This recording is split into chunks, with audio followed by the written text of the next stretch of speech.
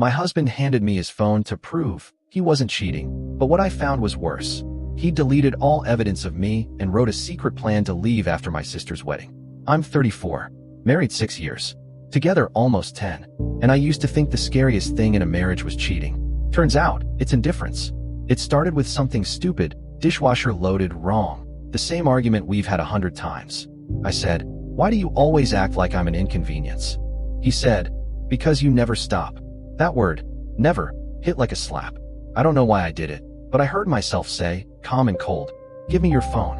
Not because I had evidence, not because I was sure, because lately he'd been elsewhere, smiling at nothing, flipping his screen down when I walked in, taking longer showers, being present with his body and absent with his eyes.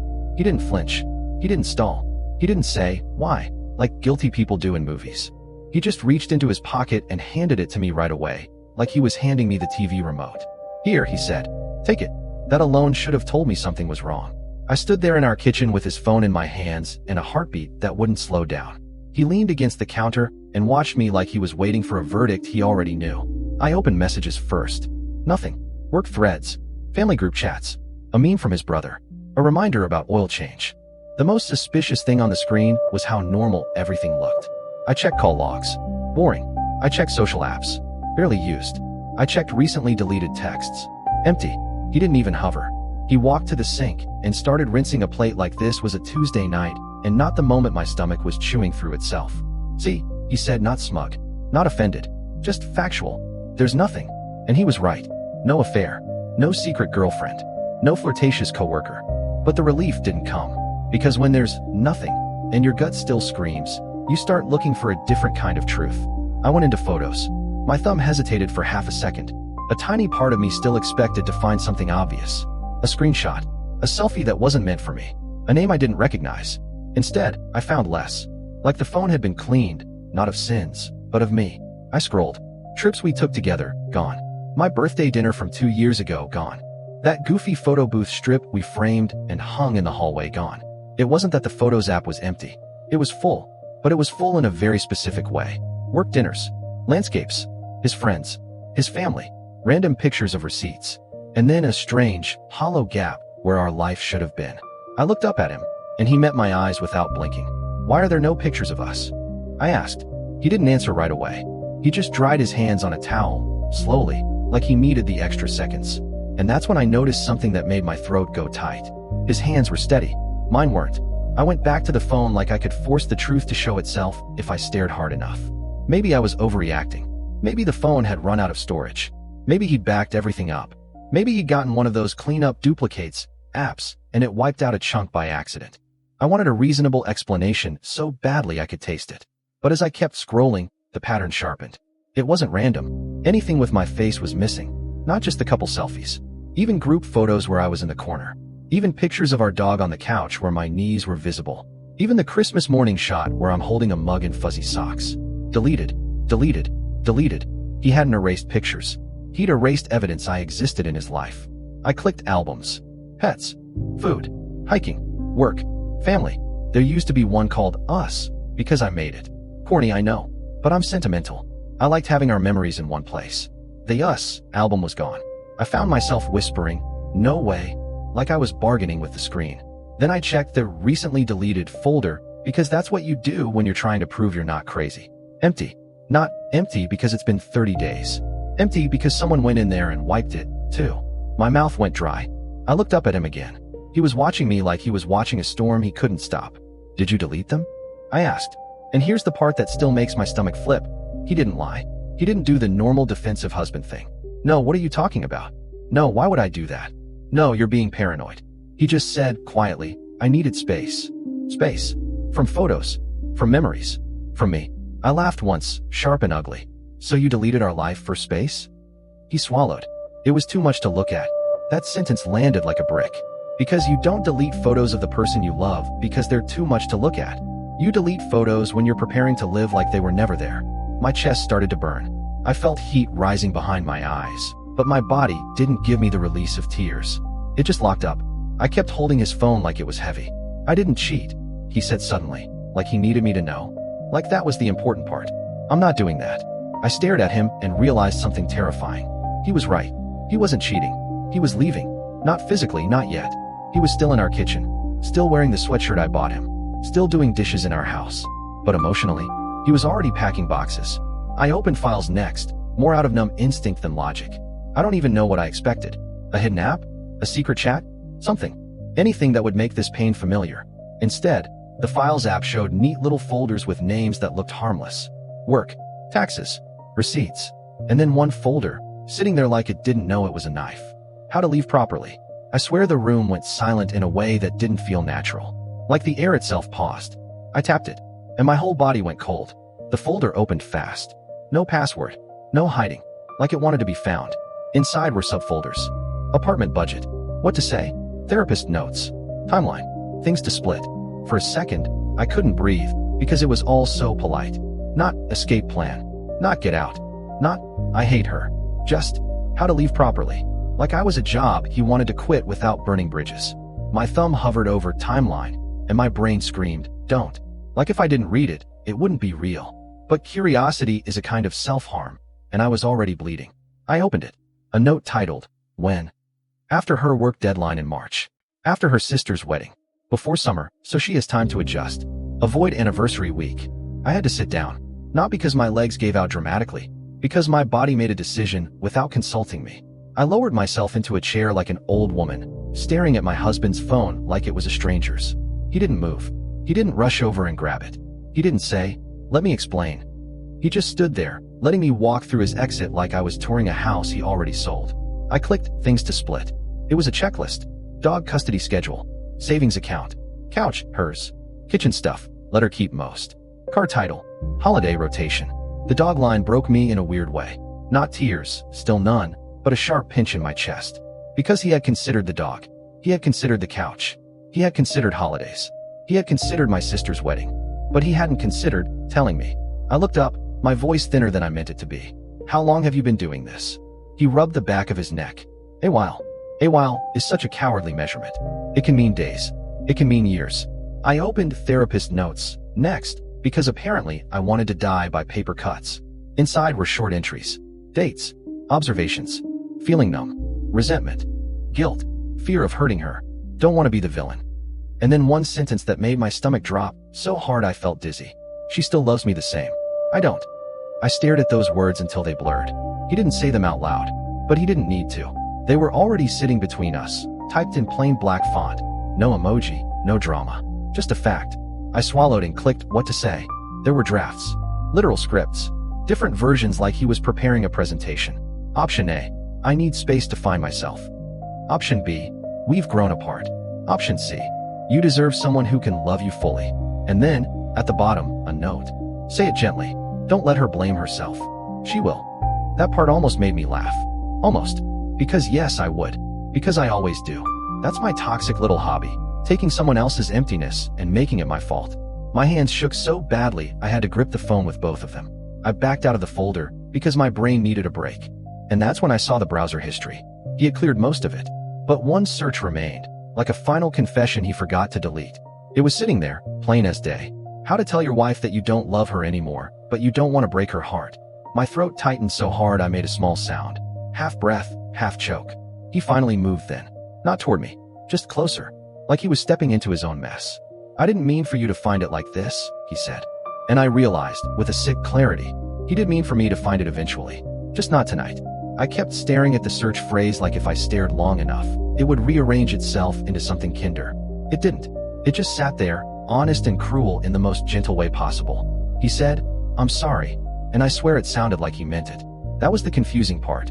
If he'd been angry, I could have fought him. If he'd been cheating, I could have hated him. If he'd been cruel, I could have burned the house down emotionally and slept like a baby afterward. But he was calm, soft, regretful, like he was returning a sweater he never should have bought. I said, so what, you've been planning this? While we were eating dinner? While you were kissing me goodbye in the mornings? He flinched at that. Not much. Just enough to show there was still a human in there somewhere. I tried, he said. I really tried to get it back. Get what back? I asked, voice rising. Love. He didn't answer. And silence is an answer when the question is that sharp. I set the phone on the table carefully, like it was fragile. Like it might explode if I tossed it.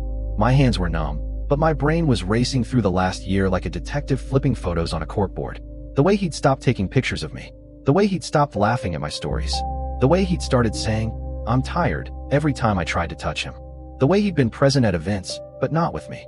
And the worst part? I remembered all the times I felt it and talked myself out of it. Stress. Work. Men don't talk about feelings. Don't be dramatic. I had been gaslighting myself because he was too polite to do it for me. I asked, "When did it start?" He looked down at his hands. "I don't know. It wasn't one thing."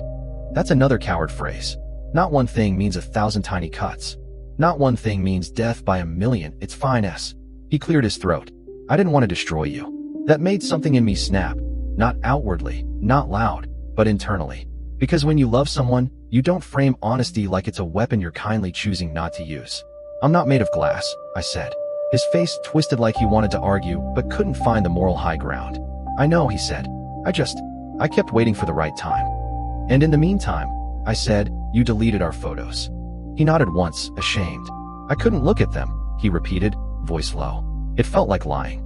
That hit me harder than the folder did. Because it meant every smile, every love you, every normal day, we were living a performance. And I was the only one who didn't know we were on stage. I stood up. He tensed like he expected me to throw something, scream, sob. I didn't. I walked to the hallway and stared at that framed photo booth strip. The one he deleted from his phone, but still hung on our wall like a decoration he forgot to take down. We looked happy in it. Fake happy, apparently. I ran my finger over the glass and felt a bizarre calm settle in. Not peace. Not acceptance. Just clarity. I turned back to him. "Do you want to leave?" He opened his mouth, and I thought, finally, here comes the truth. But he hesitated. And that hesitation told me another truth. He wanted to leave without being the bad guy. He wanted the exit where I didn't cry, didn't yell, didn't make him feel guilty. He wanted to walk out clean. And suddenly that folder name made perfect sense. How to leave properly. Properly meant, with his conscience intact. I asked, quietly, "Were you ever going to tell me? Or were you waiting for me to be the one who broke?" His eyes watered a little. He didn't answer. And again, silence answered for him. I went to the bathroom and shut the door. Not to hide. Not to collapse. Just because the air in the kitchen felt too thin. In the mirror, I looked normal. That's what terrified me. My face wasn't swollen. My eyes weren't red. I didn't look like someone who just found out her husband was emotionally divorcing her in a notes app. I looked like a woman who could go to work tomorrow and smile at coworkers and make small talk about weekend plans. I looked like a woman who could break quietly. I splashed water on my wrists because I'd seen people do that in movies when they're panicking. It didn't help. I thought about calling someone. My sister. My best friend. Anyone. But then I pictured what that would do. The pity. The outrage. The immediate dump him chorus. And I realized I didn't want noise. I wanted truth. So I walked back out. He was still at the table, hands clasped, staring at nothing. He looked relieved. Like the worst part, being discovered, had already passed. That made me angry in a clean, precise way. "You deleted photos," I said slow. "You wrote scripts. You researched how to tell me you don't love me. You made a timeline around my life events like I'm a calendar problem." He flinched at each sentence like I was listing crimes. "I didn't," he started. I held up a hand. "Not dramatic. Just final. I'm not yelling," I said. "Because I need you to understand this exactly. I'm not hysterical. I'm not emotional. I'm not going to give you a story where you can say, 'She took it badly.'" His jaw tightened. "I'm going to give you the cleanest truth you've ever had." He stared at me, and for a split second, I saw fear. Not fear of me. Fear of consequences. I asked, "Do you love me?" His eyes flicked away. That tiny movement, the refusal to look me in the face, was louder than any screaming. He whispered, "I care about you. That sentence is a funeral." I nodded once. "Okay," I said. He blinked like he expected a follow-up. A plea. A debate. I didn't give him one. I walked to our bedroom and opened my nightstand drawer where our passports were. I didn't take anything. I just looked. Like I was proving to myself that my life was still mine. Behind me, he hovered in the doorway. "I didn't want to hurt you," he said again. I turned slowly and met his eyes. "You already did," I said. "You just did it quietly so you could pretend it wasn't your fault." His face crumpled, and I almost felt guilty. Then I remembered the folder, the scripts, the timeline, the part where he wrote, "She will blame herself." And I felt something new instead, respect for my own awareness. I asked, "Is there someone else?" He shook his head quickly. "No, I swear, there's no one." And I believed him, which was somehow worse, because it meant I wasn't being replaced. I was being discarded. I walked past him, down the hall, into the kitchen. I picked up his phone. I didn't throw it. I didn't smash it. I didn't even scroll anymore. I just placed it in his hand like I was returning something that no longer belonged to me. Keep it, I said. Then I did something he didn't expect. I started making tea. The kettle clicked on. The ordinary sound filled the space like a lie. He watched me like I'd lost my mind. Maybe I had. Or maybe I was finally finding it. The tea bag sank into the mug, darkening the water in slow spirals. I watched it like it was the only thing I could control. He stood behind me, silent. I didn't offer him tea. I didn't ask him to sit. I didn't ask him to explain himself again, because explanations are just stories people tell to make their choices sound inevitable. Finally, he said, "What happens now?" I almost laughed. What happens now? As if he hadn't already drawn a timeline. As if he hadn't already planned the division of our couch. As if he hadn't already Googled how to break my heart gently. I sipped the tea. It was too hot, burned my tongue. The sting felt grounding. "What do you want?" I asked him. He exhaled like he'd been holding his breath for months. I think we should separate." There it was. Not screamed. Not dramatic. Delivered like a weather forecast. I nodded again. Calm. Controlled. "Okay," I said. He blinked, confused. "That's it." I set the mug down carefully. "What were you hoping for?" He hesitated. "I don't know. I thought that I'd cry. I guessed that I'd beg, that I'd ask what I did wrong, that I'd make it easy for you to feel like a good man doing a hard thing." His face flushed. I wasn't yelling, but every word hit exactly where it needed to. "I didn't want you to suffer," he said, voice tight. "You didn't want to see me suffer," I corrected. "There's a difference." Silence again. We were good at silence now, apparently.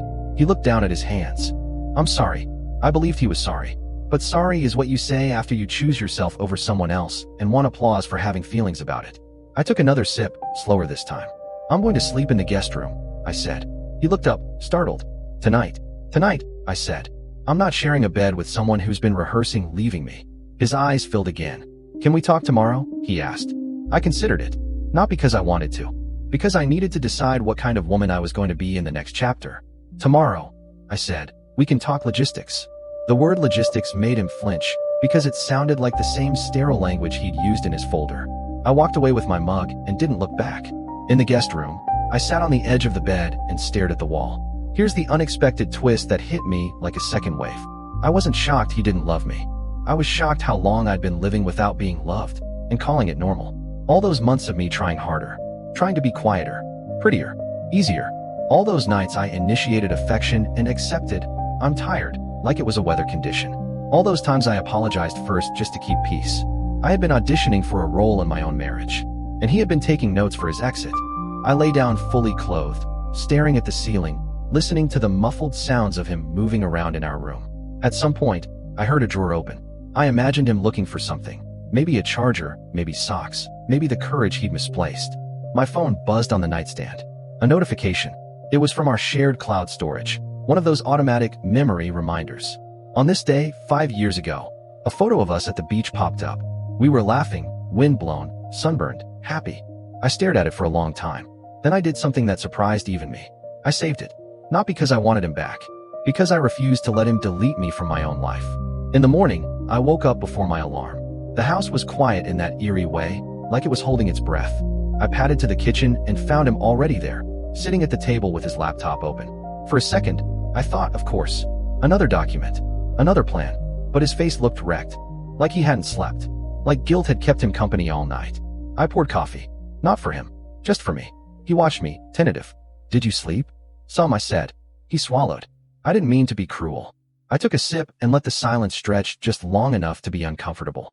"Cruel would have been easier," I said. "Cruel would have made sense." His eyes darted to the counter, to the sink, anywhere but my face. "I kept hoping it would come back," he said. "The feeling, the spark." I kept waiting. "And while you waited," I said, "you planned your escape." He flinched. "I planned a way to do it without destroying you." I set my mug down. "You know what destroys someone?" He looked up, desperate for the answer like it might absolve him. "Being loved by effort instead of desire," I said.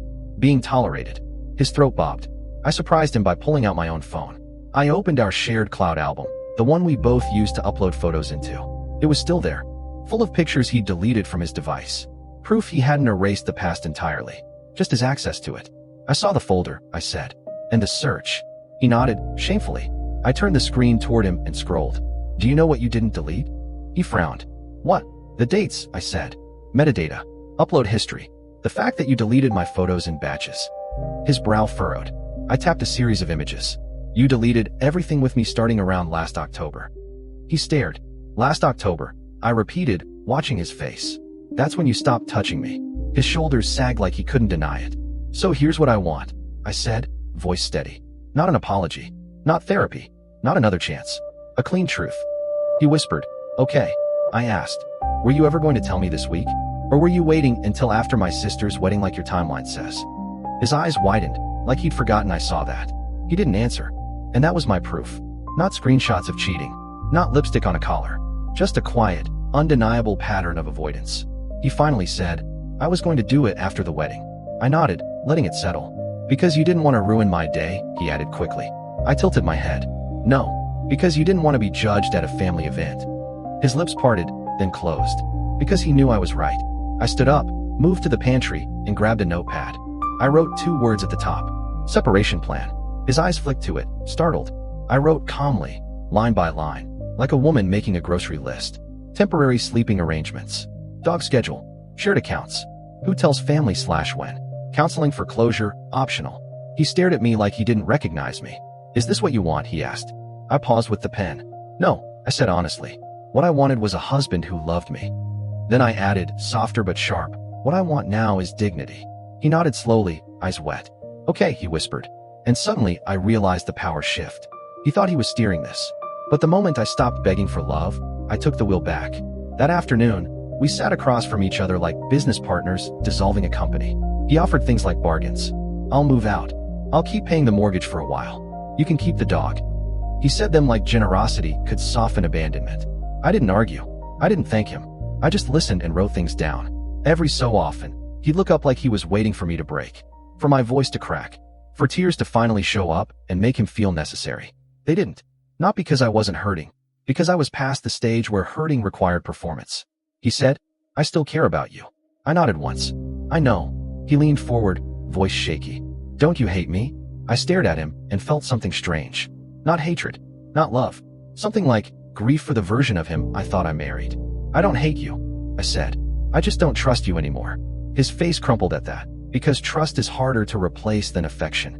He asked, is there anything I can do to make this easier? I almost smiled. Because the answer was yes. But not in the way he meant. You can stop trying to be the hero of the breakup, I said. You can stop trying to leave properly so you don't feel guilty. You can own that you're choosing yourself. He swallowed, eyes red. I am. Good, I said. Then stop asking me to comfort you about it. That landed. He sat back, quiet. Later, he went upstairs to start packing a bag for a few days. He said he'd stay with a friend while we sorted details. I heard drawers opening, closets sliding, the soft thump of folded clothes. And the weirdest part? My body stayed calm. My brain didn't. It kept replaying tiny moments I'd ignored. The way he stopped taking candid photos of me. The way he'd started stepping out of frame in our selfies. The way he'd stopped saying we when talking about the future. It was all there. I just didn't want to see it. I walked into the living room and stared at our wedding photo on the bookshelf. The one where he's smiling at me like I'm the only thing in the room. I picked it up. I didn't smash it. I didn't throw it away. I simply turned it face down. A quiet boundary. A silent line. My phone buzzed again. Another cloud memory. Another photo he deleted. I created a new album and named it something simple. My life. Not us. Not our memories. Mine. When he came downstairs with his bag, he paused in the doorway like he was stepping out of a life that still smelled like laundry detergent and Sunday mornings. I'll call you later, he said. I nodded. He waited. I knew what he wanted. A dramatic last look. A hug. A sobbing goodbye. Something cinematic that made him feel like this was tragic, not just chosen. I gave him nothing. He nodded, defeated, and walked out. The door clicked shut, and the silence that followed wasn't peaceful. It was loud. It was the sound of a marriage ending without anyone screaming. That night, I sat on the couch with the dog's head in my lap, staring at the dark TV screen like it might show me a different ending if I waited long enough. No texts. No calls. Just quiet. My best friend messaged me a meme, unaware. I stared at it, thumb hovering. I didn't respond. I wasn't ready for "Are you okay?" and the avalanche that follows. Instead, I opened my notes and wrote 3 sentences. He doesn't love me. That is not the same as me being unlovable. Silence is my power tonight. I reread them until my breathing slowed. Around midnight, he texted, I'm sorry. I know you must hate me. There it was again. The need to be forgiven. The need to be comforted. The need for me to soften his guilt. I stared at the message. Then I did something that felt like snapping a chain. I didn't answer. In the morning, I went to work. I showered. I dressed. I put on mascara like armor. At my desk, people asked, "How was your weekend?" And I smiled and said, "Busy." Because sometimes survival looks like lying politely. At lunch, I stepped outside and sat in my car, hands shaking for the first time in 2 days. Not sobbing, not wailing, just shaking, like my body was finally catching up to the truth my brain already accepted. I breathed through it. In, out, in, out. I remembered the folder name again and felt a bitter kind of clarity. How to leave properly. He tried to leave with clean hands. But love doesn't end clean. Someone always bleeds. He just hoped it wouldn't be him. After work, I went home and started moving through the house like I lived alone. Not angrily. Practically. I made space in the closet. I moved his toothbrush from the holder and put it in a drawer. I took one of his hoodies off the hook by the door and folded it into a box. Each small act was a hook in my brain. This is real. This is happening. You are not waiting anymore. He called that evening. I answered, because I'm not cruel. His voice was raw. Can we talk? We can, I said. About logistics. He went quiet. You're really okay? I almost laughed again. No, I said. I'm just not performing it for you. He whispered. I didn't want to break your heart. I held the phone to my ear, staring at the wall. You did, I said. You just wanted to do it in a way that didn't make you feel like the person who broke it. Silence. Then, softly, I'm sorry. I closed my eyes. Not because I forgave him. Because I accepted that his sorry didn't change anything. Good night, I said. And I hung up before he could ask for comfort again. 2 weeks later, he came by to pick up more things. We stood in the hallway like strangers who used to know each other's sleep schedules. He avoided my eyes. I didn't chase them. The dog wagged his tail anyway, because dogs don't understand emotional betrayal. They just understand presence. He cleared his throat. You've been really calm. I nodded. I'm tired. He looked like he wanted to say something meaningful. Something that made him feel like this ending still had warmth. I hope you find someone, he said, who loves you the way you deserve. That phrase, the way you deserve, used to make me melt. Now it just sounded like a speech from his folder. I didn't snap. I didn't lecture. I just said, I hope you stop wasting people's time when you already know you're leaving. His face tightened, like he couldn't decide if that was fair. It was. He picked up a box and headed toward the door. At the threshold, he paused. Do you want to say anything? Like for closure? Closure. Another neat little word. Another way to make endings feel clean. I looked at him, and for a moment I saw the man I married. The man who held my hand at funerals. The man who used to take pictures of me when I wasn't looking because he said he liked my real smile. And then I saw the man who deleted those photos. The man who wrote scripts. The man who planned around my sister's wedding. The man who Googled how to tell me he didn't love me without breaking my heart. I felt my throat tighten, but my voice stayed steady. No, I said. He blinked. No. No closure speech, I clarified. No dramatic goodbye. No promise to stay friends. No comforting you. His eyes got wet again. I didn't reach for him. I didn't hate him. I just refused to carry him emotionally out the door like I used to. He nodded once, swallowing hard. Okay. He stepped outside. I watched him walk to his car. I waited until he drove away. Then I closed the door. Not loudly. Not with a slam.